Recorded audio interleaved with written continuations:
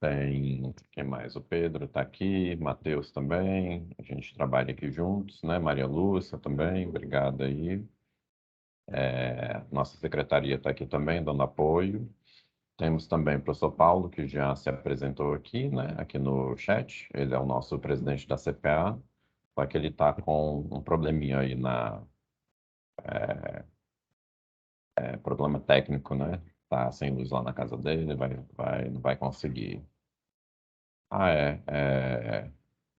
Maria Lu, se você puder botar já para a gente gravar, né? Acho que já botou, né? A gravação foi iniciada. Que aí, gente, esse evento a gente coloca depois lá no YouTube da CPA para deixar disponível, certo? Para todo mundo ter acesso, né? Que não pôde participar.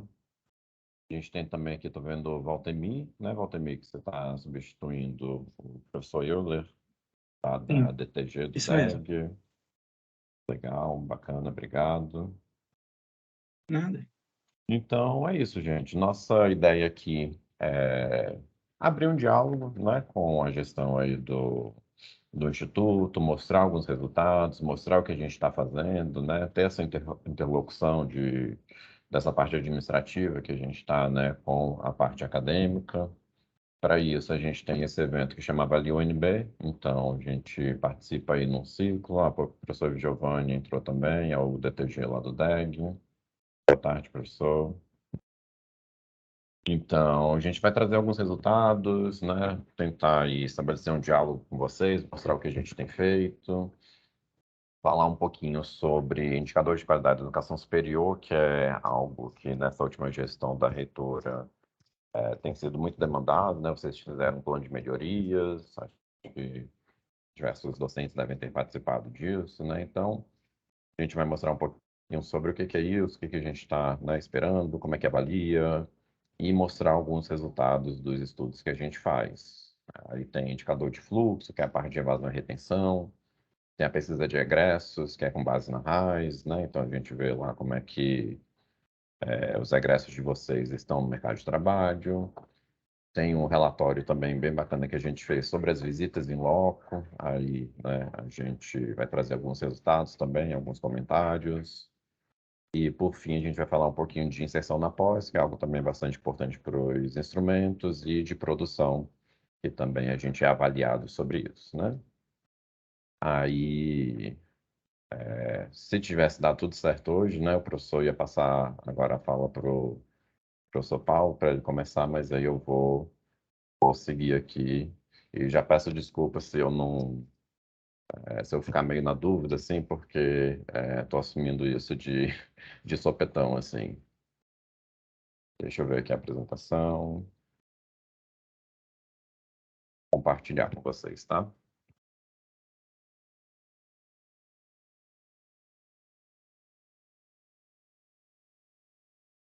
E aí, só para a gente estabelecer também o procedimento aqui, né? Geralmente eu peço que a gente faça a primeira apresentação, né? No caso, eu faça a apresentação toda, que aí ao fim a gente faz alguma discussão, algum comentário, certo? Para a gente deixar um pouquinho mais organizado.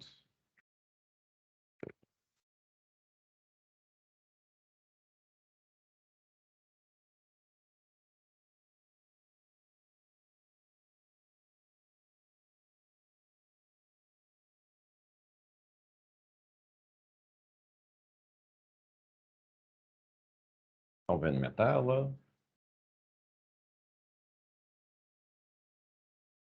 Sim, Guilherme, tranquilo. Sim. Beleza, então. É só fazer uma pequena propaganda aqui sobre o programa de integridade. Então, a gente está aí com uma pesquisa aberta. A gente, na verdade, a CGU está com uma pesquisa aberta até dia 7 de novembro sobre integridade. Então, para, né, passar essa informação de que a gente tem um programa de integridade na UNB, inclusive nós temos uma área aqui dentro do DPO que cuida disso, que é a DPL, Diretoria de Planejamento. Então, tem uma coordenação que está alocada, né, para esse programa de integridade. Nós temos um plano de integridade, que é o documento que trata sobre tudo isso. Então, no nosso site lá do DPO, do Planejamento, vocês conseguem, né, caso possam, responder essa pesquisa, é bastante importante para a UNB. Ela já foi enviada, acho que toda semana está sendo enviada, se eu não me engano, lá no CIGA também tem um aviso sobre ela, então tem bastantes meios aí para alcançá-la. Dito isso, começar aqui com a parte da CPA. Então, temos uma resolução, né, do Consune que institui a CPA. Quais são as atribuições da CPA? Elaborar e implementar o plano de avaliação institucional. A gente está aí com um plano de avaliação para ser renovado. Nosso plano é até agora 2022, então em breve teremos um plano de 2023 a 2027, se eu não me engano, ou 2026. Que é onde o documento que tem todas as informações de como será a avaliação institucional, quais instrumentos, quais serão os meios, né, para se alcançar uma avaliação institucional. Tem como objetivo também promover e coordenar os processos internos de avaliação institucional. Então, a CPA é sempre uma parceira nossa aqui da DAI para isso. Apoiar os procedimentos de avaliação externa, né? A gente não voltou ainda, se eu não me engano, né? A questão de avaliação externa, mas assim que tiver a CPA sempre instada a participar. Definir mecanismos de aproximação com as unidades acadêmicas e administrativas para disseminar a autoavaliação como processo contínuo. Então, é justamente essa parte de participar nos estudos que a gente faz, ter esse contato nesse evento, na avalia, e garantir que o processo de avaliação institucional tenha como objetivo o cumprimento da missão institucional da Universidade de Brasília e contemple as orientações da legislação em vigor. Opa! Aí a composição, no momento, o presidente é o professor Paulo, que está aí com a gente, mas não está podendo falar, daqui a pouco ele vai ficar sem bateria. Temos algumas participações de docente, né? A professora Cristina, lá da FE, é a nossa representante docente. E aí todo o pessoal aí que ainda faz parte, o professor não, o Fábio Vaz, né? Que está aqui com a gente também, o nosso representante da sociedade civil. Tem um pessoal discente, eu estou como representante da institucional, né, em substituição à professora Denise, e do DEG nós temos aí o professor Giovanni e o Valtemir. Então, um breve histórico da CPA. Em 2002, foi instituída essa Comissão Interna de Avaliação Institucional para começar esses trabalhos de avaliação. Em 2004, foi instituída realmente a CPA, então, em atendimento a essa portaria do MEC. Em 2006, a gente teve o início da elaboração dos relatórios de autoavaliação, que é uma das principais atribuições da CPA. Então, desde 2006, a gente começou, né, a fazer esses relatórios, eles estão todos lá no site da CPA. Em 2013, tivemos uma primeira reformulação, e agora, em 2021, tivemos uma nova reformulação da resolução, né, simplificando um pouco as atribuições, os objetivos da CPA, e sempre temos também a questão da participação, né, está sempre sendo atualizada.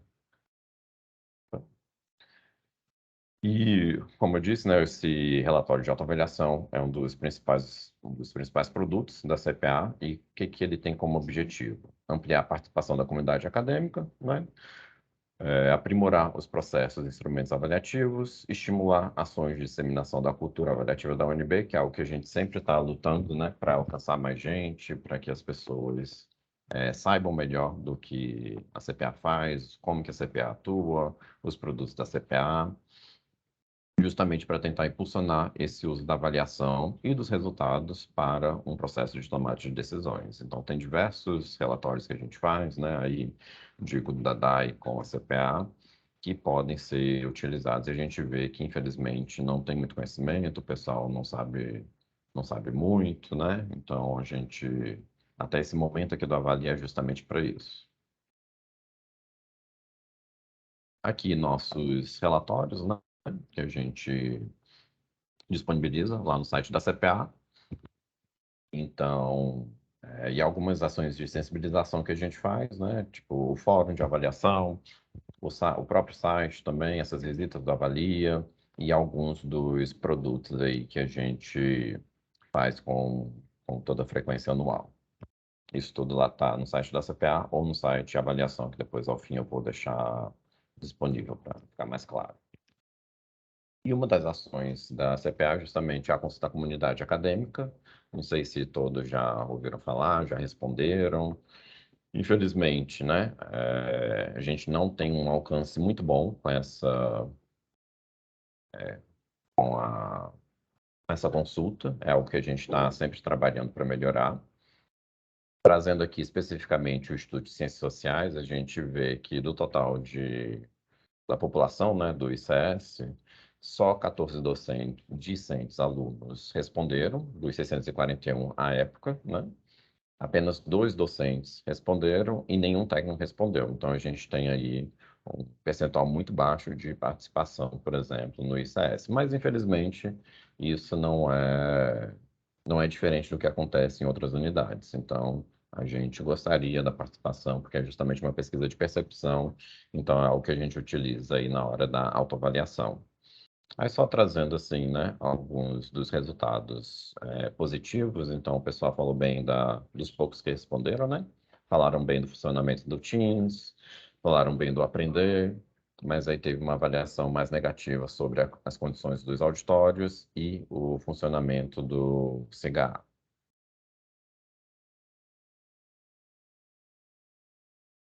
Algumas respostas, mas como assim, é muito, muito pouquinha a participação, eu vou só deixar aqui para vocês verem, não vou fazer muitos comentários. E entrar na parte já dos indicadores de qualidade, que é o que a gente tem focado aí nesses últimos anos. Então, primeiro seria o IGC. Então, o IGC é um índice que sumariza as notas da instituição, né, tanto da graduação quanto da pós-graduação. Ele é calculado anualmente, devido à pandemia e todas as dificuldades com a ENAD, né? A gente não tem ainda o indicador desse ano, inclusive nem sabemos como que vai ser isso direito, porque a gente ainda está no ano 2 do ciclo, né? Saiu aí o resultado do conceito ENAD e do IDD, se eu não me engano, né? Me corrijam se eu estiver equivocado. Em breve vai ser CPC e aparentemente IGC, mas aí a gente não sabe como é que vai ser essa metodologia, né? Então, como eu já comentei, ele é uma média ponderada, né, das notas, tanto da graduação quanto da pós, ponderado pelo número de matriculados, né? Então, por isso é importante sempre ter matriculados nos cursos, né? Programas com melhores conceitos têm um peso maior para o IGC. Eu não sei se aqui já tem aqui não tem a nossa evolução, né? Mas eu posso falar um pouquinho da evolução do IGC, que a gente está agora com o IGC4, né? Sendo que historicamente a gente estava no IGC5, acho que até 2017, se eu não me engano, 2017, 2018. Só que aí quando vemos a nota do valor contínuo, né? Porque o IGC pode ser, ele tem dois valores, o valor faixa e o valor contínuo. Então, esse valor contínuo, ele, na verdade, não mudou ao longo dos anos. Ele está ali sempre 3,90, 4, uma coisinha bem, bem próxima, assim. Só que aí, quando o INEP faz essa tradução para uma faixa, a gente acabou caindo na faixa 4. E já fizemos algumas simulações aqui dentro da DAI sobre, né, o que a gente poderia fazer para manter esse GC5, que é justamente isso, um número maior de matriculados em alguns dos nossos programas, tanto de mestrado, doutorado, né, graduação, para tentar manter esse GC5, que infelizmente é algo que a gente é cobrado, né, e é uma parte importante da nossa visibilidade institucional.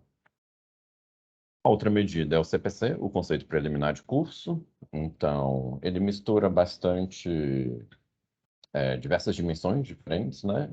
Então, tem a parte do desempenho do estudante, que vem do ENAD, tem esse valor agregado pelo processo formativo oferecido pelo curso, que vem do IDD, tem a parte do corpo docente, que geralmente a gente vai super bem, certo? Porque a maioria dos professores é doutor e dedicação exclusiva, então nossa nota sempre é muito boa, sempre é 5. E, por último, a última dimensão é essa percepção discente sobre as condições do processo formativo, que é o questionário do estudante, que a gente também vai falar um pouquinho aqui nesse encontro. Aí só mostrando detalhadamente a composição, cada uma das dimensões tem um ou mais componentes com as notas, né, e os respectivos pesos. O CC, ele acontece só quando a gente tem quando a gente não, né, quando o curso tem uma visiting law, e ele tem uma composição um pouquinho diferente, que é de organização didático-pedagógica, corpo docente tutorial, infraestrutura, e cada um com um peso diferente também. E aí o ENAD, a gente tem o ENAD por ciclos, né? A gente está, se eu não me engano, agora fechando o ano 3 de 2022, certo? Então tem as áreas que estão atreladas a isso. E só que ainda não saiu sim, o do ano 2, né? Acabou de sair. E daqui a pouco deve sair o CPC e IGC para o ano 2. E o conceito ENAD é esse cálculo do desempenho do estudante, tanto na formação geral quanto no componente específico, aí já especificamente da parte da prova, né? E aí todos esses indicadores, eles sofrem uma padronização, né? Devido à metodologia do INEP. Então, isso que eu comentei sobre o GC, né? Da gente estar ali no 3,90, 4, é o que está acontecendo e deixando a gente na faixa 4, por exemplo. Que aí a gente está aqui no limite superior, né? Do 4, mas um pouquinho abaixo, e isso acaba deixando a gente uma faixa 4, sendo que, na verdade, a gente tem um potencial para estar ali no 5. E aí, falar um pouquinho sobre o IDD, né, que é essa parte de diferença entre os desempenhos observado e esperado. Isso, o NB sofre um pouquinho com isso, porque nós já recebemos estudantes, devido ao Enem, né, muito bem preparados. E o IDD calcula justamente essa suposta evolução, né, do aluno ao longo do processo formativo dele. Então, compara as notas de Enem com o ENAD lá no fim, e geralmente não tem muita diferença, porque, né, já é um bom aluno, já entrou aqui na UNB, então os nossos cursos geralmente têm esse IDD baixo, 3, 2, 4, né? São poucos os cursos que têm o IDD 5, mas é algo que, infelizmente, a gente não consegue trabalhar muito, né? Só ter essa compreensão de como ele funciona. E aí, só beber uma aguinha. Dito isso, a gente entra na parte de esmiuçar um pouquinho sobre esses indicadores, né? Aqui dentro da DAI, a gente está fazendo, na verdade, essa análise, né? A gente busca deixar isso no âmbito das unidades, no sentido de que vamos analisar todos os cursos, né? Todos os indicadores de cada curso, mas nossa abordagem vai ser mais por unidade, justamente por entender que aquilo ali é um espaço que pode ser trabalhado conjuntamente, né? Então, se algum curso está com algum problema, está com algo que pode ser trabalhado, talvez o mesmo curso da mesma unidade possa também trabalhar conjuntamente aquilo para a unidade como um todo crescer. Então, aqui, foi coisa não. Então, sobre o resumo, né? Sobre os indicadores aí do ICS. A gente tem o ENAD de 2021, que foi o que acabou de sair. Todos os cursos ficaram com nota faixa 4, certo? No ENAD. Temos resultado do CPC, só que do último ciclo de 2017, em que Sociologia e Antropologia estão com nota 4 e os Ciências Sociais, tanto bacharelado como licenciatura, estão com 3. Temos também as notas do CC, que é quando a avaliação vem presencial, né? E aí já faz um tempinho, a gente tem as notas de 2014 e 2015. E como eu comentei do IDD, a gente geralmente tem um IDD mais baixo, mas aí Ciências Sociais bacharelado tem uma nota do IDD 5, que é algo bem raro aqui no conjunto, né, de cursos da UNB. O ENAD, só entrar um pouquinho mais na questão do conceito ENAD, né? Uma das dimensões é justamente o questionário do estudante, apesar de valer só 15% ali na questão da ponderação, né? De como é considerado. Ele é muito importante, por quê? Porque a gente consegue fazer um monitoramento desses itens. Então, fazer um trabalho com os estudantes, né? Que até depois, se o professor Giovanni quiser falar um pouco sobre isso, acho que vai ser importante. dessa parte de conscientização dos alunos, né, de que aqueles itens ali devem ser avaliados de forma a não prejudicá-los, certo? Não é o momento de dar uma nota ruim só porque discorda de alguma coisa. Mas aí parte de um processo de trabalhar, né? Isso tanto com docentes quanto com professores. E lá dentro, né, desses itens, a gente tem as partes de organização didática pedagógica, infraestrutura e instalações físicas e oportunidade de ampliação da formação acadêmica e profissional. A gente vai passar um pouquinho sobre esses itens, por exemplo, começando aqui com o item 28, que é sobre os conteúdos abordados nas disciplinas do curso favoreceram sua atuação em estágios ou em atividade de iniciação profissional.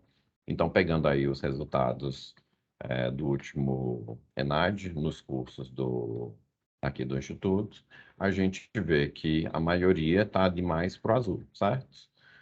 Então, em geral, os alunos de cada um dos cursos do Instituto responderam que concordam, né, que essas disciplinas favoreceram sua atuação em estágios ou em atividade de iniciação profissional.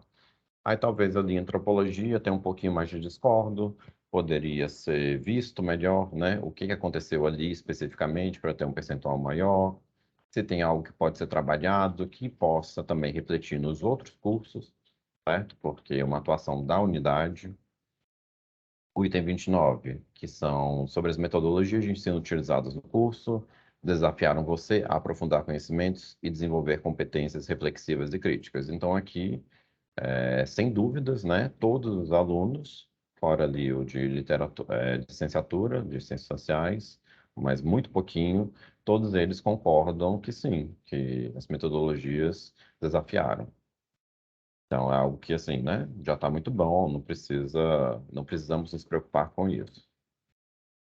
O item 40 pergunta se foram oferecidas oportunidades para os estudantes superarem dificuldades relacionadas ao processo de formação. Aí aqui, apesar de estar, em sua maioria azul, né, mais ali de 70% na maioria dos casos, tem também ali, novamente, na antropologia, um pouquinho mais de discordo. Na licenciatura ali de ciências sociais também tem um pouquinho bastante de discórdia. Então, o que que pode ter acontecido, né? Por que que a gente tem esse percentual de discordar um pouco acima, né? E então é algo para a unidade ver, né? Tentar monitorar, fazer esse monitoramento, tentar trazer alguma solução para isso, né? Se possível, obviamente. E por fim, aqui só finalizando os exemplos do questionário do estudante, esse item 41. A coordenação do curso esteve disponível para a orientação acadêmica dos estudantes. Então, na maioria dos cursos, a gente vê que sim, né, tá esse azul mais predominante. A gente vê em alguns cursos, que não é o caso aqui do ICS, um percentual bem alto de discordo, porque às vezes, né, o aluno vai procurar o orientador, mas aí não acha que o coordenador tem que ficar 100% disponível para atendimento, né, sendo que a gente sabe que não é assim que funciona, mas aí tem algumas formas, né, que não precisa, não seria muito caso aqui, mas de mitigar isso.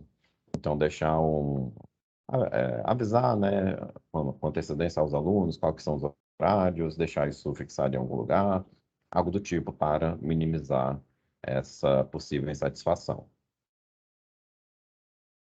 E voltando aqui para os resultados, CPC, a gente só tem dos últimos 2 ciclos, né? A gente ainda não tem os resultados agora de 2020, 2021. Então, a gente vê que de 2014 para 2017, ciências sociais, tanto a licenciatura e bacharelado, mantiveram nota 3, e antropologia e sociologia, acho que como o professor comentou até no começo, né, conseguiram aí avançar para o CPC 4. E, dito isso, a gente passa agora para passar um pouquinho sobre evasão, falar um pouquinho sobre evasão com vocês. A gente pega esses dados lá do INEP, tá tudo disponível, depois a gente vai mandar os links para vocês. Então, o que que a gente consegue ver, né? De acordo com a metodologia do INEP, que é o que a gente está utilizando, nós analisamos 3 faixas, 3 taxas. Taxa de permanência, que é os alunos que mantiveram-se no curso. Taxa de conclusão, que a gente está falando de conclusão acumulada. Então, o total de estudantes que concluíram o curso no prazo, né, no tempo analisado. E a taxa de desistência, que como a gente está falando de curso, então os alunos que desistiram do curso, não quer dizer exatamente que eles desistiram da UNB, né, de uma formação. Nesse caso aqui, a gente está falando da corte de 2016 a 2020, que é a última que a gente tem disponível, né? O censo de 2021 vai sair resultado semana que vem, se eu não me engano, né? Então, depois de sair o resultado, que a gente vai ter resultados atualizados até 2021. Então, e como que isso é feito? A gente pega a corte de 2016, então todos que ingressaram em 2016 e acompanha a evolução deles até o ano de 2020. Então, são aí essa janela de 5 anos para que os alunos, para ver como que eles estavam, né? E aí, dada essa janela de 5 anos, 2016 a 2020, a gente fez algumas comparações de Ciências Sociais bacharelado e de Ciências Sociais licenciatura. Aqui a gente não conseguiu, infelizmente, pegar especificamente as habilitações. Então, antropologia e sociologia estão dentro ali do bacharelado geral, né? E licenciatura, o de ciências sociais está completamente separado. E o que que a gente está fazendo também? Fazendo uma comparação da UNB, então são os nossos cursos de bacharelado em ciências sociais, em comparação com os cursos de ciências sociais bacharelado das demais universidades públicas. Então, que seria esse gráfico aqui da esquerda, esse primeiro, né? Dito isso, a gente, começando ali pela taxa de permanência, a UNB tem uma taxa de permanência bem menor, de só 15,43. Então, de cada 100 alunos que entraram em 2016, por exemplo, 15 após 2020, lá em 2020, ainda estão no curso. Então, né, ainda estão matriculados no curso. Então, talvez ainda se formem, né, talvez evadam, a gente não sabe. 23,43 concluíram o curso, né? Então, daqueles 100 que entraram, 23,4 se formaram nesse prazo, e o restante, 61, desistiu do curso. Então, aí, como eu comentei, né? Ele pode ter mudado de habilitação, pode ter mudado de curso, mas ele saiu do curso que ele inicialmente entrou. Comparando com as demais universidades públicas, a gente tem na parte de desistência, a gente está semelhante, né? 56 ali para as demais IFES, mas a taxa de conclusão é bem menor. Então, ou seja, na UNB a gente tem uma taxa de conclusão melhor e tem também uma taxa de permanência menor, porque justamente a gente quer, né, que os alunos terminem. Na licenciatura, a gente tem também quando comparamos, né, o UNB com as demais universidades públicas, a gente tem uma situação bem diferente. Aqui na UNB, a gente está com uma conclusão muito boa. Então, de 100 que entraram lá em 2016, mais de 53 conseguiram formar, aí nesse prazo, né, de 2016 até 2020, enquanto que nas universidades públicas essa taxa de conclusão é bem menor, de só 21. Nossa evasão também está bem menor e nossa taxa de permanência também bem menor, né, quando a gente faz essa comparação. Então, só para a gente ter um panorama sobre nossa posição frente às outras universidades públicas. Um outro produto nosso é essa pesquisa de egressos. Então, aqui na pesquisa de egressos, a gente utiliza dados da RAIS, uma base lá do Ministério do Trabalho. Esse daqui a gente já está trazendo a RAIS de 2020, que é a última que nós temos disponível. Esse relatório, a gente faz um relatório, né, para cada uma das habilitações, cada um dos cursos. Esse daqui ainda não está no nosso site, porque a gente está fazendo uma reestruturação dele, então ainda não está publicado, mas assim que a gente terminar aqui internamente, né, a questão do site, a gente vai publicar. Lá no site tem, se eu não me engano, a de 2018. E aí, o que que a gente faz, né? Pega todos os egressos, tanto os que formaram quanto os que evadiram de um determinado curso. Aqui a gente vai ver ciências sociais, por exemplo. Então a gente pega esses alunos e esses egressos e vê lá na base da RAIS quais que estão também cadastrados, né? E aqui vale um destaque que, assim, infelizmente a gente só consegue ver os alunos que têm algum tipo de vínculo formal. Então, são servidores públicos, têm carteira assinada, têm algum tipo de vínculo. Todos os demais, se é PJ, né, se abrir uma empresa, infelizmente a gente não consegue ver com essa base, tá? Só para ter isso claro. Então, em ciências sociais, a gente achou 3.159 egressos, lá na RAID 2020. E aí, nós fazemos diversas análises, mas a principal é realmente com relação à remuneração. Então, desses egressos de ciências sociais, os que formaram, a gente vê ali que a maioria está como professor, ou professor de nível médio, ou professor de EJA, com os salários que estão aí, né? A gente bota também a informação de desvio padrão, justamente porque, às vezes, né, tem salários muito, ou numa ponta, né, inferior, ou numa ponta superior, então, né, para ver, dar uma ideia de dispersão, aí das remunerações. E no relatório a gente tem mais a tabela mais povoada, né? Aqui, como a gente está apresentando, a gente preferiu deixar só as primeiras, né? As profissões mais frequentes.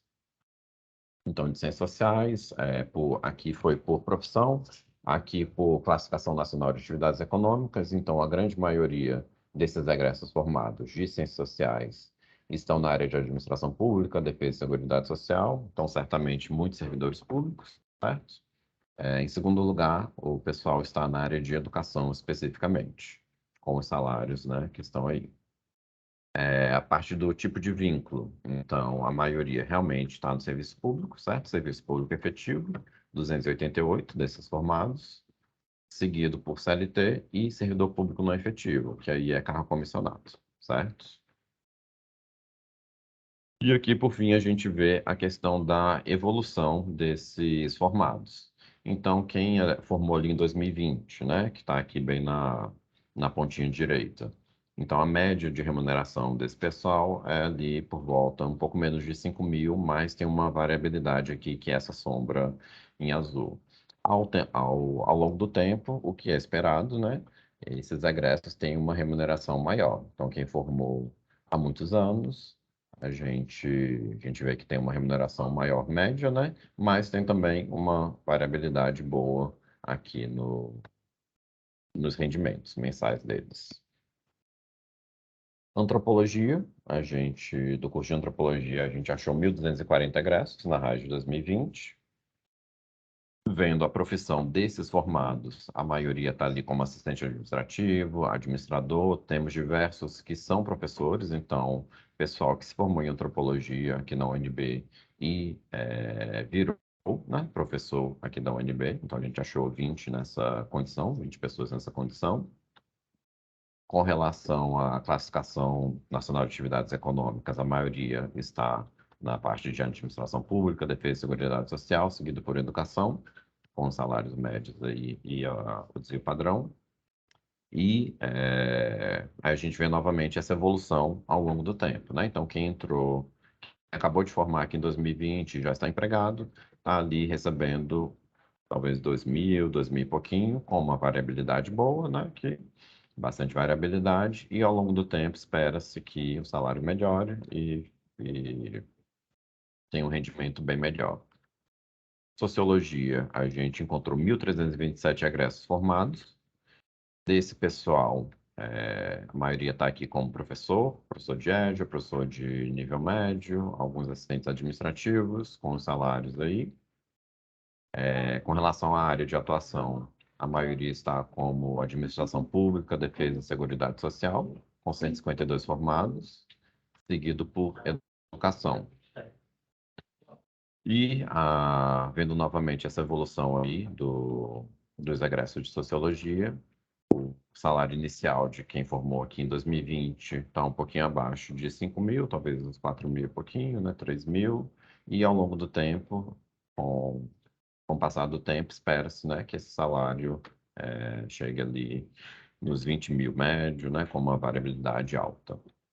Então, essas são algumas das informações só que a gente traz do relatório de egresso, tá? Mas ele tem bastante informação e é um instrumento que a gente vê que não é muito utilizado, né? Geralmente o pessoal não conhece que a gente faz isso. A gente gostaria muito que o pessoal se apropriasse, né, desses resultados. Passando aqui para o relatório da avaliação da visita em loco, que é um dos nossos produtos, né? Então, o que que a gente fez? Analisou a questão dos indicadores de qualidade, especificamente CPC, contínuo e faixa. vendo a questão de por indicador e por dimensão, certo? E vendo também a questão do ENAD. Então, o nosso objetivo é fazer essa análise mais minuciosa, né, e trazer alguns comentários que foram feitos pelos avaliadores. Aí aqui também cabe uma ressalva de que, assim, o último relatório disso, como isso está atrelado ao CC, né? Então, se eu não me engano, foi em 2014, 2015 que isso aconteceu, então já faz bastante tempo. Então, muitos dos comentários que talvez a gente traga já foram resolvidos, já foram trabalhados, tá? Então, é só deixar essa ressalva para vocês não falarem que a gente está trazendo coisa velha, que já foi resolvido, né? Nosso objetivo é realmente que já tenha sido resolvido. Começando aqui por Ciências Sociais, licenciatura, então a gente pegou ali em cada uma das dimensões, todos os itens que são analisados, vimos as notas, né? Então, na dimensão 1, de organização didático-pedagógica, a gente vê que dos 16 itens que foram analisados, 14 tiveram nota 5. Então, tá perfeito, é isso mesmo, né? Uma nota média de 4,9, tá muito bom. Na parte de corpo docente e tutorial foram avaliados 12 itens, a maioria também com nota 5, deu uma média aqui de 4,7, também muito bom. E na parte de infraestrutura foram analisados 7 itens e 6 deles tiveram nota 5, então também muito bom. E o conceito final para a licenciatura ficou 5, então perfeito. E lembrando que ó, essa visita foi de 2014, né? Então, desde então, com certeza, muita coisa mudou no curso, na unidade, né? Para antropologia, a gente tem algo bem semelhante também, o conceito final 5, em que a maioria aqui na dimensão 1, a gente já não tem, dos 14 itens, né? A gente já não tem a maioria como 5, mas a maioria é 5, 4 e 5, então também está muito bom. Lembrando que tem aquela questão da faixa, né? Então, assim, se for acima de 3,90, 3,945, se eu não me engano, né? Já passa para uma faixa 5. Então, é o que a gente está sempre buscando. Parte como docente tutorial também, a maioria ali no 4 e 5. E infraestrutura também, 4 e 5. E sociologia bacharelado, mesma, a gente tem uma situação um pouquinho diferente, né? Aqui, quando a gente vê a dimensão dos 13 itens, a maioria foi 4 e 5, né? A maioria 5 aqui. Na dimensão 2 também, dos 12 itens, 9, nota 5. Só que aí na infraestrutura a gente já não foi tão bom, né? Dos 12 itens, então a gente teve uma distribuição aqui entre notas 3, 4 e 5, e o conceito final acabou ficando 4, certo? Então já é algo que talvez o curso já tenha visto, né? É algo que já tenha sido resolvido, trabalhado, enfim, a gente quer justamente também saber, né? E o Ciências Sociais de bacharelado, aí a gente tem novamente o conceito final 5, então tá, por enquanto, tudo certo aqui também. E aí, né, a gente analisou cada um desses relatórios, viu o que os avaliadores disseram, né? Lembrando que isso foi 2014, 2015, né? Então, muita coisa pode ter sido mudado, mas à época, o que os avaliadores destacaram? Que havia problemas no currículo, questão de estágio não obrigatório, nem o trabalho de conclusão do curso estavam contemplados no desenho curricular, então desatendendo a exigência das diretrizes, certo? Eles cobraram uma atuação mais efetiva e frequente dos N10, isso foi um comentário em todos os cursos do Instituto. Falaram também sobre bibliografia gráfica e complementar.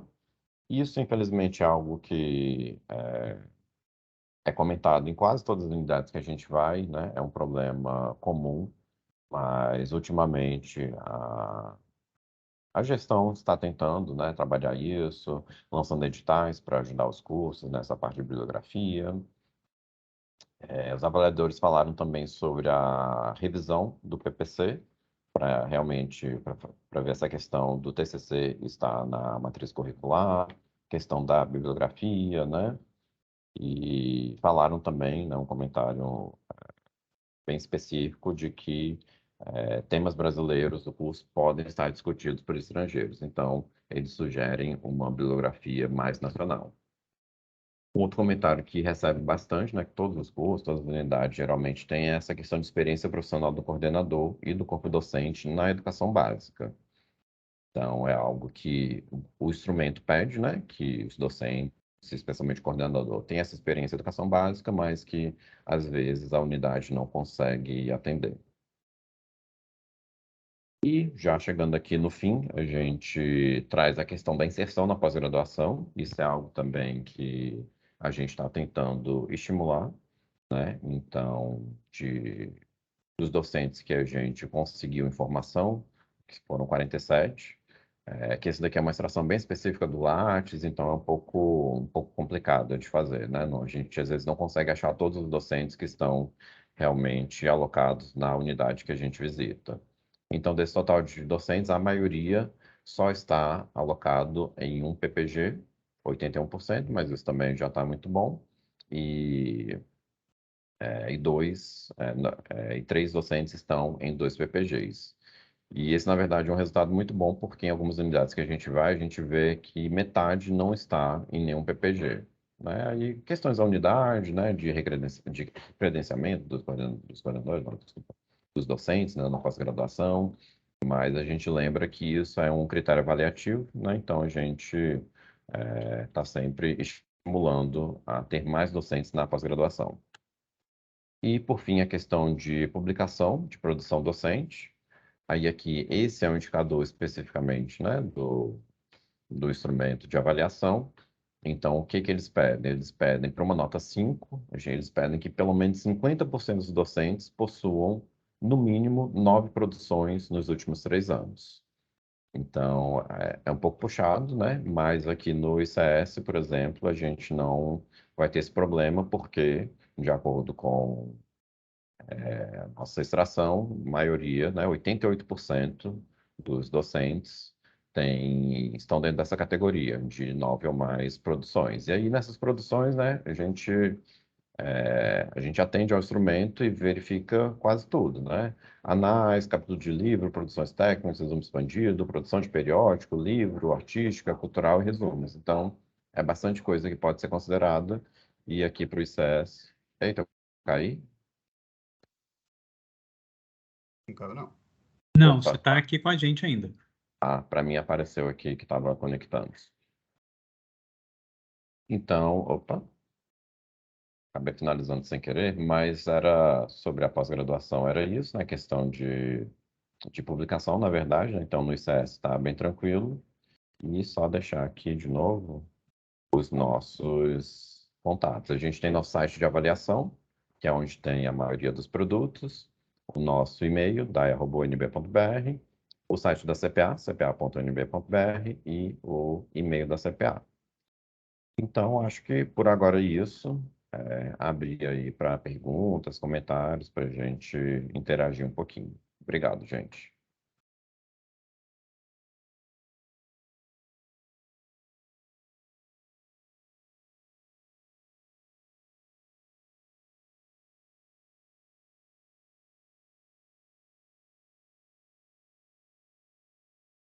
Professor Enio, você que é o nosso interlocutor aí, então vou te dar a palavra. Fui galgado a essa posição. Foi, já que Uhum. Não, ninguém subiu. Bom, queria começar te agradecendo, né, pela apresentação, acho que muito importante, ilustrativa e traz elementos bons para a gente pensar. Eu estou colocando um pouco essa iniciativa de vocês numa linha, né, que o decanato já tinha, né, no primeiro mandato da professora Márcia, professora Denise, né, e toda a equipe, a gente costumava fazer no início de cada semestre aquela grande reunião, né, com todos os coordenadores. Isso antes da pandemia, evidentemente. E, Entendi. inclusive, a última que eu lembro de ter participado, Stefan, que está aí, acompanhando, estava, inclusive, não sei se estava comigo, estava, que era distribuído, né, aquele relatório, né, por curso e tal. Eu tenho guardado, inclusive, os últimos aqui comigo, que eram enfim, bastante importante para a gente refletir. Quer dizer, nós temos, claro, eu digo nós, antropologia, mas eu acho que eu falo pelo ICES como um todo, né? Que a gente tem que atacar fortemente esse tema da evasão / retenção, né? Conforme aparece muito claramente em um dos gráficos que você apresentou. Eu acho assim que algumas coisas a gente tem feito, né? Nós estamos, enfim, a licenciatura, não só a nossa, né, mas todas as licenciaturas da universidade concluíram, né, em 2009 aquele grande ciclo, né, de reformas da licenciatura, né, ligado à reforma do ensino médio e tal. E de lá para cá, antropologia, sociologia e o bacharelado remeteram, né, para a SEG, deve estar sendo, né, pré-avaliado aí pela coordenação de projetos, né, de curso do DEG, os nossos respectivos processos de reforma curricular. Quer dizer, acho que, de certa maneira, algumas das questões que têm a ver, né, com isso foram, digamos assim, enfrentadas e atacadas nos novos projetos, né, pedagógicos de curso, mas isso não surte efeito imediato, né? Isso é mais no longo prazo. Isso é um dado. Uma outra coisa que a gente está tentando fazer, não conseguimos implementar ainda, é que a gente tinha posto lá naquele documentinho, né, de planejamento, a gente tinha mencionado lá, né, a conclusão dos processos de reforma curricular, de certa maneira o foram, mas ainda precisam passar pela Câmara, aprovação, etc., para serem de fato implementados. Que era a gente tentar fazer, no âmbito do nosso curso, com base em alguns pressupostos e hipóteses, uma pesquisa nossa sobre o caráter, né, da nossa evasão, o caráter da nossa retenção, junto com a nossa empresa júnior, né? Só que a nossa empresa júnior está num momento assim, um pouco desmobilizado e tal, então a gente não conseguiu avançar muito nessa agenda. Então, esse é eu acho que se a gente conseguir retomar isso, eu acho que parte das respostas podem surgir dessa pesquisa que a gente quer fazer mais detalhada sobre isso no curso. Agora, uma coisa que apareceu na sua apresentação e que eu acho que aí é um dever de casa que os nossos N10 vão precisar fazer, que é fazer uma leitura fina e qualificada das respostas dos estudantes aos questionários da ENAD, vou dizer assim, pelo menos das duas últimas edições, né? Então, o que aquelas respostas nos dizem, né? Sobre o curso? E que ações concretas a gente pode implementar na tentativa de responder àquelas respostas, né? Quer dizer, as dificuldades que estão ali sinalizadas. Então, eu vejo assim que a gente tem pela frente, se eu pudesse organizar isso, né, de uma certa maneira, a gente tem os resultados dos questionários do ENAD, um input bastante significativo, né, de informação para a gente, e essa investigação mais interna que a gente está querendo conduzir com base em alguns pressupostos e algumas hipóteses que a gente quer testar, né, sobre a natureza dessa evasão e da retenção. Agora, tem um elemento que não, enfim, pelo menos na minha interpretação, é um elemento que está um pouco fora do alcance da nossa intervenção e que aparece também em um dos gráficos que você apresentou, né? Que tem a ver com esse alto índice de evasão, pelo menos não na licenciatura, mas claramente no bacharelado, né? Que é o bacharelado de Sociologia e Antropologia. Que é o seguinte, tradicionalmente, o nosso curso ele se afigura para o público externo que quer adentrar a universidade, o jovem, né, que quer entrar para a UNB, em função, né, das linhas né, das notas de corte de Enem, SISU, etc. Ele muitas vezes é visto como um curso trampolim, né? Então, a pessoa ela não faz o vestibular para ciências sociais, ela faz o vestibular para a UNB e escolhe as ciências sociais como uma janela, digamos assim, que está um pouquinho mais aberta, né? E aí, estando aqui dentro, enfim, se reposiciona, né, dentro da universidade. Evidentemente que a gente, né, tem a iniciativa da mostra de cursos, a gente procura sempre estar participando, né, de um modo qualificado na mostra de cursos e tal, mas isso é insuficiente, né? A gente tem pouca incidência, tá aí a Isadora, a aluna que está acompanhando aí, Né? reforçando o meu Ela sabe. entendimento aqui, ela sabe bem disso, no chat. Mas, de toda maneira, é um elemento estrutural, digamos assim, de muita inércia, no qual a gente tem pouco, né, não consegue intervir muito. A gente gostaria até de, numa outra oportunidade, pensar junto com vocês, entendeu? Sim, Alternativa de, digamos assim, não de acabar com isso, no limite lógico não dá, né, mas de pelo menos reduzir isso, porque eu acho que esse é um elemento, né, fundamental. É parte da estratégia de navegação da galera que quer entrar no ensino superior e que quer entrar na UNB, olhar para esses cursos, né, que acabam funcionando dessa maneira. Então, o seu gráfico ele é plenamente inteligível, quer dizer, o gráfico que você apresentou, se a gente leva em consideração isso. Então, com isso tudo, eu estou querendo dizer o seguinte: foi a primeira vez que eu participei de um processo ENAD na vida. Estava na coordenação, caiu a avaliação trienal justamente quando eu estava na coordenação. Trabalhamos, acho que bem, né? Junto com o professor Danilo e a sua equipe, né? Conseguimos ter, eu acho que um recorde, pelo menos, da antropologia de participação, né? De estudantes que foram fazer a prova, estudantes que responderam o questionário, não é? Salvo o melhor juízo, nós tínhamos 45, 47 inscritos, 38 foram fazer a prova, né? Aí alguns que não foram apresentaram justificativa, né, de acordo com os termos do edital e tal. E eu acho que isso repercutiu no nosso melhor desempenho para esse ano. Então, o que eu estou querendo dizer isso, para dizer que eu domino ainda pouco todos aqueles indicadores, né? E aqueles índices, mas de certa maneira, e eu ainda preciso processar adequadamente tanto os relatórios de área quanto o relatório de curso, né, e quanto da UNB, né, do nosso curso no âmbito da UNB e o relatório da área das ciências sociais, mas a gente está numa situação que, salvo o melhor juízo, é a seguinte: dos cursos de ciências sociais no Brasil, no Centro-Oeste, são dois cursos que têm ENAD nota 4, um deles é o nosso, né? Se você for ver o Brasil inteiro, são só 6 cursos nota 5. Desses 6, 5 são no Sudeste e um no Sul, que confirma essa concentração, né, digamos assim, do eixo, né? Rio, São Paulo e Minas, né? E desses 5 que estão no Sudeste, um pelo menos é de uma instituição privada, é a PUC do Rio de Janeiro. A outra é a Federal do Espírito Santo, os outros eu não sei, porque, enfim, até onde eu li, só tem os dados, né, mais gerais, não se chega a se especificar qual é o curso, qual é a universidade. Mas é que a gente acaba ficando sabendo pelas nossas redes de contatos.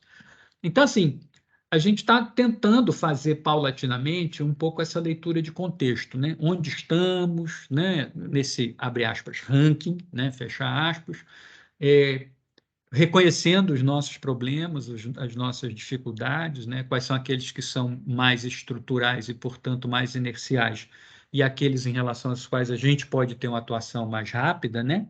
Mais precisa e mais focada para a superação das limitações, e que a gente espera poder contar com vocês né, no provimento desse tipo de informações. Então, por exemplo, para mim aparece como uma novidade em relação, por exemplo, ao que era apresentado como material para nós, né, na época da produção dos relatórios, né, por curso, esse balanço que vocês estão fazendo junto à base RAIS, né? É bem interessante. E foi bem, por um lado, no primeiro momento surpreendente, mas depois você bota a mão na cabeça e pensa que, enfim, é absolutamente previsível. O fato de vocês terem localizado 20 egressos nossos, né, como professores da UNB, o que é bastante curioso, porque eu diria que pelo menos metade desses não são professores do DAN, né? Quer dizer, alguns foram recrutados, né, historicamente, enfim, se você olhar, de fato, a gente tem um corpo docente que tem muito ex-aluno nosso de graduação, né? Principalmente professores jovens. Agora, a gente tem um bocado de professor em outras unidades. A gente tem Ceilândia, entendeu? A gente tem Planaltina, a gente tem outras unidades do Darcy, na educação, sabe? Bioética. Se você for olhar, a gente tem ex-aluno nosso como professor hoje, né? Em diferentes outras áreas e unidades, né? Que mostram, enfim, que a gente, do ponto de vista de uma formação para a vida acadêmica, a gente tem tido um relativo êxito, né? Mas eu acho que, assim, são comentários, né? Não são sobre coisas que a gente pensou, coisas que a gente vem fazendo, né? e que eu acredito que, enfim, os NDEs deverão pautar como assim elementos focais, né, fazer essa leitura fina qualificada das respostas ao ENAD, né, eventualmente tocar essa pesquisa e definir medidas que podem ser desde medidas simples, como, por exemplo, você mudar o horário da oferta da grade de disciplinas, por exemplo, para o estudante que entra, de tal sorte que, por exemplo, nos 3 primeiros semestres, que é o que a gente chama, né, de núcleo comum, né, das 3 habilitações, eles possam, de fato, estar sempre juntos e desenvolver, por exemplo, um espírito de turma, né? Uhum. Que hoje, essa grade completamente, né, bagunçada, em que eles precisam estar diferentes dias da semana na UNB, com várias janelas, a gente acredita que isso tem, né, repercussões para a trajetória lá dentro. Desde isso até, por exemplo, refletir sobre, isso é um tema meio tabu, né, mas eu vou falar assim mesmo, se a gente deveria permanecer como um curso diurno, entendeu? Uhum. Considerando que talvez o perfil do nosso estudante seja um perfil de estudante trabalhador, de estudante que precisa de um estágio remunerado para se manter na vida universitária, né? E que talvez o mais interessante seria a gente, né? Mas isso tudo o que vai revelar são essas investigações, né? E essas pesquisas que vão nos ajudar a tomar decisões, né? Algumas mais pontuais e outras eventualmente mais drásticas, né? Que nos levem a um patamar diferente desse patamar, por exemplo, de evasão e de retenção que você mostrou para nós. Minha colega professora Soraya está inscrita e eu acho que eu já falei demais. Então era isso. Obrigado mais uma vez, Isso, Guilherme. obrigado. Só um comentário breve antes, professora Soraya, que assim, a gente está, obviamente, à disposição, sabe? A ideia justamente é essa, fomentar vocês com informações, a gente já faz diversos relatórios, né? Já tem muita coisa disponível, mas talvez essa questão da evasão que o professor Enio comentou, né? A gente pode ver alguma coisa mais específica, algum estudo mais específico, ver talvez, né, se juntar todos os bacharelados, será que mudaria a evasão? Será que o pessoal está ali só no bacharelado, sabe? Então, Uhum. desconsiderar a questão de evasão, né, se mudar para sociologia, antropologia, né, mas sim se sair do bacharelado, né? Então, assim, são coisas que a gente consegue fazer, mas aí, né, é algo que a gente tem que ver com vocês, né, tem que ser programado, planejado. Então, e já adiantando também, voltando também na questão dos questionários ENAD, a gente está se planejando para trabalhar também melhor nisso, né? A gente só trouxe alguns exemplos, né, do que a gente fez, mas a gente está querendo soltar mais um relatório justamente analisando com mais detalhes a questão das respostas ao questionário, justamente para também já subsidiar vocês. Então, a gente já vai fazer o trabalho grosso, né, de pegar esses dados, até porque eles são em PDF, né, uma complicação. Então, já fazer uma coisa bacana para vocês terem essa informação e, né, fomentar essa discussão, porque é algo que pode ser monitorado, é algo que pode ser trabalhado, e tudo isso faz parte da avaliação, né, da nossa autoavaliação, e a gente quer que melhore, né? Apesar de já estar 5, né, alguns cursos e tal, mas sempre tem boas práticas, né? Sempre tem algo a ser feito, então nosso objetivo é esse. Professora Soraya. Gente, boa tarde para todo mundo. Obrigada, Enio, pelos comentários ótimos. Obrigada, Guilherme, pela apresentação do relatório e pelo trabalho, né? Imagino que grande que todos vocês aí juntos fizeram para compilar esses dados todos, né? Então, eu queria primeiro dizer, né? Acho que o professor Stefan comentou ali rapidamente, seria muito bom, Guilherme, recebermos esse relatório na íntegra, né? Eu fui fazendo print das suas telas, mas eu imagino que tenha muito mais no relatório, e a gente poder passar isso para os 4 NDEs e também para os 4 departamentos, para os 3 departamentos, né? E para os 4 cursos no ICS, seria muito legal para a gente trazer de volta para casa como dever de casa, né? Ler tudo, comentar, encontrar maneiras de trabalhar aí onde as coisas estão mais frágeis. A outra coisa, então, se você puder nos mandar, eu vou deixar meu Não, e-mail podemos aqui sim, podemos. para você e te agradeço demais. A segunda coisa é só reforçar isso que o professor Enio disse. Nós estamos muito animados com os nossos 4 PPCs, né? São PPCs, no nosso caso, principalmente na antropologia, de muitos anos de trabalho acumulado, né? Eu sou aluna da casa, eu fiz graduação na UNB entre 95 e 92 e 97, E depois eu saí para me formar fora, mas assim, será uma alegria para mim hoje como docente poder ver um novo curso de graduação, sabe? Assim, acho que ele vai ficar muito, muito bacana. Acho que nós vamos poder resolver vários dos problemas que você apontou. Então, só queria reforçar essa nossa alegria de ter terminado os Legal. PPCs. A outra coisa, e mais outras duas coisinhas que eu queria comentar. Uma delas é receber de vocês, para pensarmos juntos, sugestões de como ampliar o preenchimento, né, a resposta à consulta. Porque eu sei que os dados que se apresentam são muito bacanas e indicativos, mas a representatividade discente e docente também, né, ficou bem claro, e técnicos, que nenhum respondeu, isso é super importante de aumentarmos, né, a resposta à consulta que vocês prepararam. Então, talvez vocês possam nos mandar um e-mail, não sei, uma sugestão de, o caminho é esse, tem que fazer isso, por ali, que aí a gente replica isso para os nossos estudantes, sabe? E reforça, pede para os professores, inclusive, que estão começando semana que vem, no semestre letivo, reforçar nas suas turmas o quão é importante que todo mundo participe. Então, eu queria pedir isso para vocês. E a outra coisa é que, bom, os outros decanatos têm algum dinheiro, eventualmente, né? Para editais de pesquisa, editais de viagem, apresentação de pesquisas em congressos, financiamento de traduções, coisas assim, né? Seria muito legal se o DPO pudesse reunir, né, enfim, fazer o seu lobby aí de financiamento, lançar um edital, por exemplo, para fazermos uma pesquisa como essa que o Enio falou, pensarmos os nossos egressos, né? A antropologia, como associação, né, a ABA, que é a nossa sociedade científica, já fez 2 grandes pesquisas sobre o nosso campo, e tem um pedaço da pesquisa que é dedicado aos egressos, né? Eu fui uma das entrevistadas há muitos anos, enquanto eu fazia mestrado, eu me lembro, e na época que se usava telefone fixo ainda, a consulta era ligar para cada egresso e perguntar onde você está trabalhando hoje, quanto você ganha, o que você faz aí e tal, né? Claro que não vai precisar ser por telefone fixo, não é isso que eu quero dizer, mas talvez uma pesquisa mais qualitativa, que é o nosso métier, né? Por excelência, a gente poder encontrar os egressos e conversar com eles mais especificamente. E envolver a nossa consultoria júnior seria bárbaro, porque são estudantes aprendendo a fazer pesquisa, né? Então, a pesquisa poderia ser pleiteada pelos docentes e realizada docentes e discentes. Ia ser um processo de aprendizado também, né? Não só de avaliação. Então, fica a dica para vocês conseguirem aí algum recurso para lançar um edital, né? Quem sabe, estamos terminando aí um ano fiscal, sobra alguma graninha, a gente está muito interessado em poder fazer uma pesquisa mais qualitativa, né? A gente tem pernas, tem, enfim, expertise, tem estudantes, tem uma consultoria júnior, ia ser muito legal.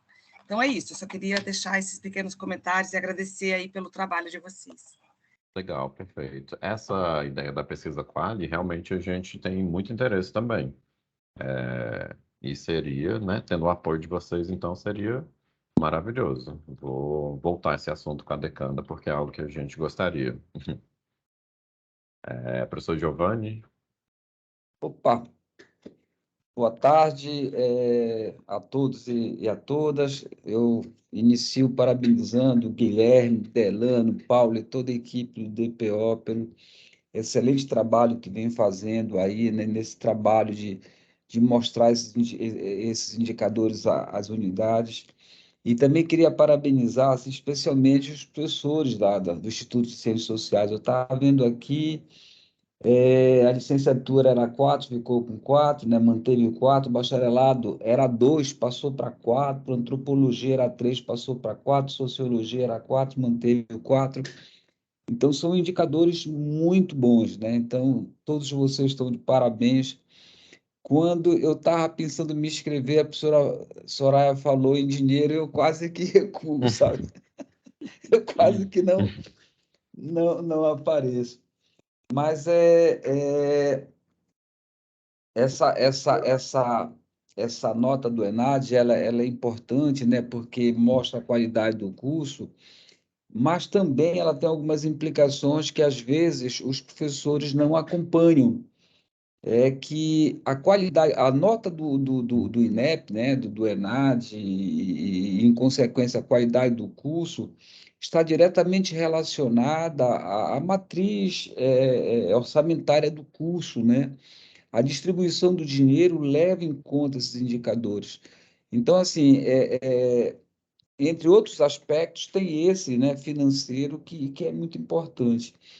E aí, o professor Enio falou assim, e a professora Soraya também, vamos conversar com o NDE e tal, que é natural, porque o NDE né, que tem essa função de fazer esse cuidado com relação à qualidade do curso, etc.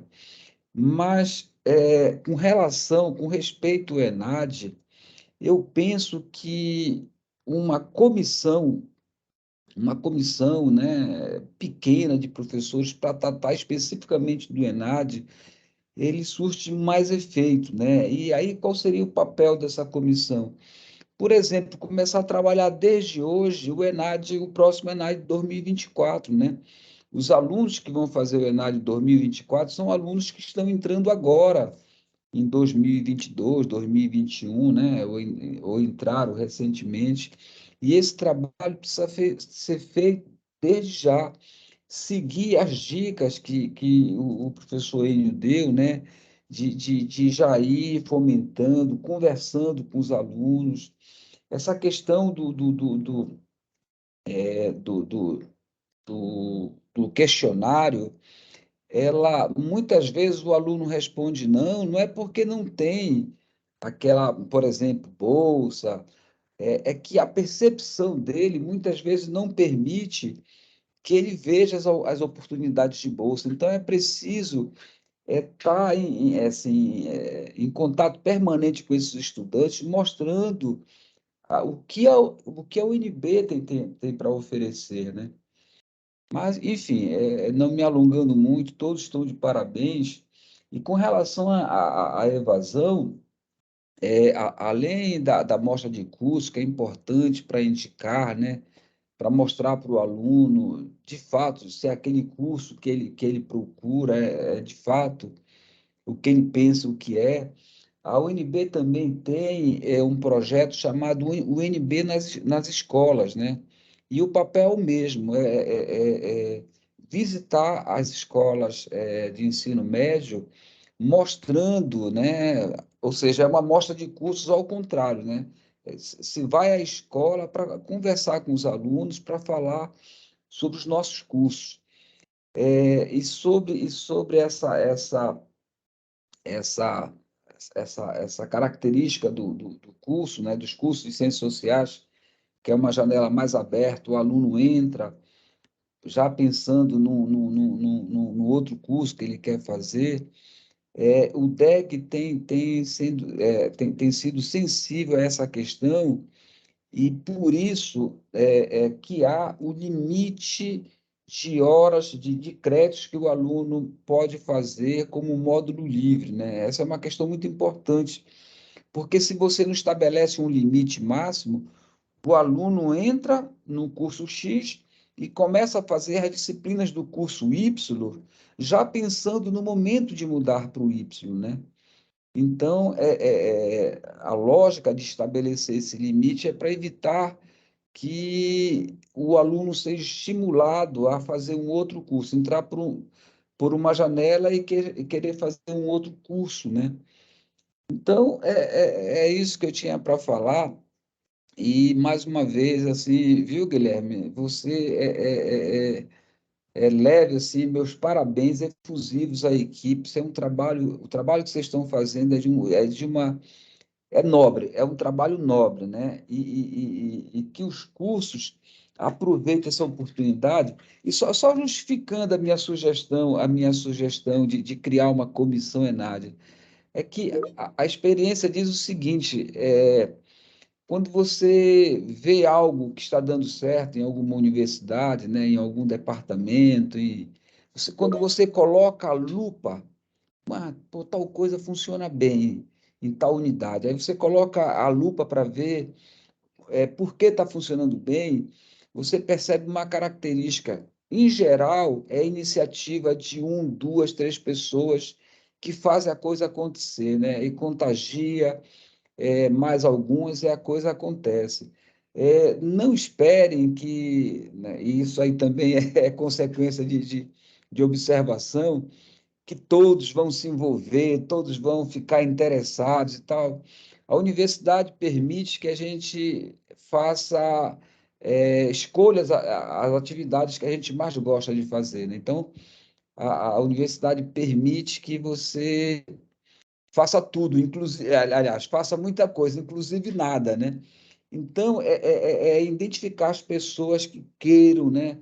Que de fato estejam preocupadas com a qualidade, com os rumos do curso, com questão de invasão, e juntar essas pessoas e começar a fazer acontecer. É isso, pessoal. Obrigado. Obrigado, professor. Vou passar os parabéns à equipe, pode deixar, viu? Muito obrigado. Valtemir? Eu queria pontuar sobre o questionário do estudante, né? De fato, os cursos do ICS, né, tiveram um desempenho super importante na última edição, e recentemente o professor Euler e a equipe, nós fizemos uma análise pontual, parcial, sobre os questionários respondidos, né? E aí eu queria pontuar e compartilhar uma questão para ter uma noção, né, de como está essa questão de resposta dos estudantes, né? Trabalhamos muito no ano passado com os estudantes para que as respostas fossem o mais coerente e responsável, né, possível, né? E, por exemplo, questões que se aproximam, né? Há um conflito muito grande entre os indicadores, né, e as respostas de percepções dos estudantes. Eu vou trazer 2 exemplos aqui. Por exemplo, quando os estudantes foram responder, por exemplo, ao longo da sua trajetória acadêmica, você recebeu algum tipo de bolsa? Então, 29 dos 36 cursos responderam de maneira positiva, ou seja, 29 cursos ficaram superior à média nacional, né, à média Brasil. Mas, quando foi perguntado aos estudantes sobre bolsas recebidas por eles, 20 de 36 ficaram com conceito abaixo da média do Brasil, né? Então, assim, questões que se aproximam têm respostas muito díspares, assim. E, para além disso, essas respostas, né, podem ser super importantes para o curso alinhar aí as questões de PPC, fazer as análises, enfim.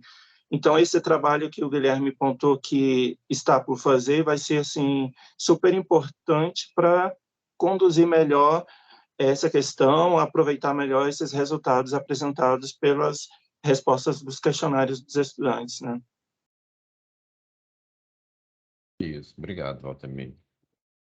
Isso, na verdade, isso é justamente uma parceria que a gente vai ter com o DEG, né? O professor Euler já conversou com a gente gostou bastante da ideia, e a gente vai apoiar, e, né, assim que tiver uma primeira versão, a gente começa a divulgar aqui no Avalia, para depois a gente ter esse produto mesmo, né? Acho que o professor Enio levantou a mão. Isso não é 2 coisas muito rápidas. A primeira é agradecer ao Valtemir, né, que eu, enfim, fazia tempo que eu não via, né, dos tempos lá da organização das atividades, né, para o ENAD, agradecer a orientação dele na época e tal. E o segundo ponto é que, bom, reforçando o que eu já falei, e acho que Soraya também, né, o nosso interesse, por exemplo, em ter acesso a essa avaliação, né, que vocês estão fazendo aí, principalmente essas, assim, claro, tanto, digamos assim, as respostas e os dados objetivos, né, que apontam tendências claras, quanto essas discrepâncias, né? Eu chamo a atenção, por exemplo, que uma coisa que me chamou a atenção e chamou a atenção do professor Stefan, que é o chefe da sociologia, que estava aqui com a gente até ainda há pouco, que é o fato de que, bom, as nossas 4 habilitações, digamos assim, partilham de uma infraestrutura relativamente comum, né? Mas as respostas dos estudantes, né, da sociologia e da antropologia e do bacharelado, né, são claramente distintas, né? E aquilo é muito curioso, né? Acho que tem a ver com essa questão que o Walter me colocou, e eu acho que entender também, né, a razão dessas discrepâncias é um dos desafios que está colocado para nós aí, daí para frente. Era só esses 2 pontos. Um abraço, Waltemir. Abraço, professor. Obrigado, professor. Mais algum comentário, gente? Pessoal aqui do ICS, mais alguém? Se não, então só fazer as considerações finais, né, no sentido de que, terminado aqui, a gente vai organizar um e-mail bonitinho para vocês, mostrando, disponibilizando, né, todos os nossos links, mandar a apresentação, mandar esses relatórios que a gente tem, e depois, daqui a pouquinho, né, daqui a pouquinho assim, né, em algumas semanas a gente vai começar também a divulgação da consulta. Então, a gente já está aqui, né, mostrando para vocês como é difícil ter esses dados, então a gente espera aí ter também essa compreensão de vocês, né, essa ajuda, a gente vai fazer essa divulgação e gostaríamos muito de contar com as respostas de vocês para a consulta. Fábio? Bom, eu queria também parabenizar a equipe pelo levantamento e pela apresentação, né? E eu fiquei um pouco na dúvida se eu falava e entendendo, porque sei que os parâmetros e os critérios utilizados na avaliação são critérios que têm a ver também com os critérios de avaliação do próprio MEC e tudo, né? Mas eu acho que do meu ponto de vista, né, do ponto de vista da sociedade civil, eu queria levantar uma outra coisa que, especialmente no ICS, né, em relação aos formandos e professores do ICS, a gente percebe muito claramente, né? Eu queria parabenizar também por um critério que não foi levantado aí, né? Mas nós, por exemplo, do ISPN, temos uma relação com os professores, não só do ICS, mas de outros departamentos, mas que são advindos do ICS, né, de outros campi, como o Enio falou, né, Planaltina e tudo. A gente tem uma relação com os professores que vieram do ICS muito interessante, muito boa. Então, eu acho que isso do ICS se relacionar com a sociedade de uma forma propositiva, de uma forma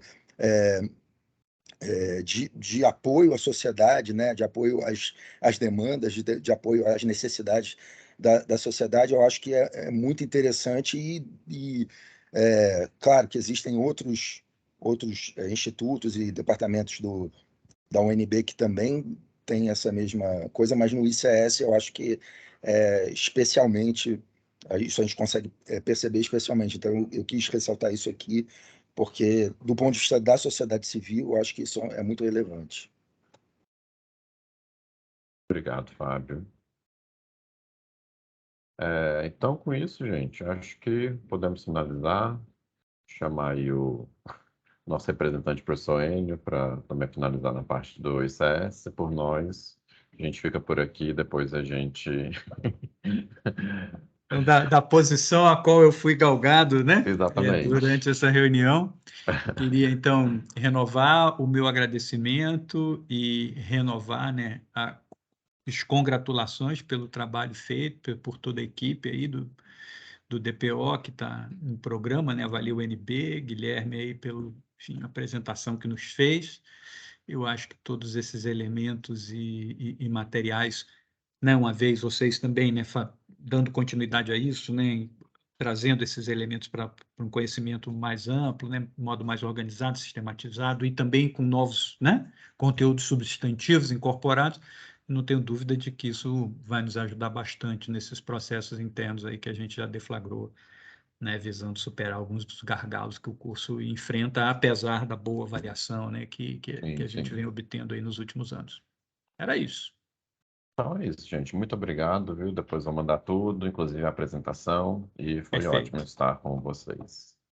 Um abraço em todos. Tchau, tchau. Tchau, tchau, gente.